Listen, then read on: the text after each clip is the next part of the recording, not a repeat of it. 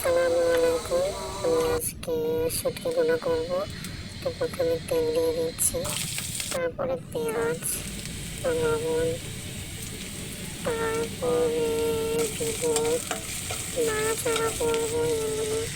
খুব বেশি তো রান্না পারি না, তো একটু পানি দিয়ে দিচ্ছি। তারপরে মরিচের পাতি, হলুদের পাতি দেবো। এখন তার একটু পরে দিয়ে দেবো ধনিয়া পাতি দিয়ে, তারপরে ভালো মতো নাড়াচাড়া করে তারপরে নাড়াচাড়া করতেই থাকবো। তারপরে নাড়াচাড়া করে যখন তেলটা ভেসে উঠবে তখন আমি শুটকিগুলো দিয়ে দেবো। এগুলো কাচ্চি শুটকি, ভালোভাবে নেড়ে চেড়ে তারপরে পানি দিয়ে দিয়েছি। পানি দেওয়ার পরে ভালোভাবে নেড়ে তারপরে ঢেকে দেবো।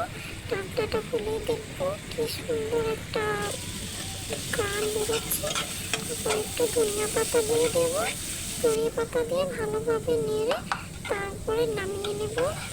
সো আমার শুটকি ভুনা শেষ। তো আল্লাহ হাফেজ।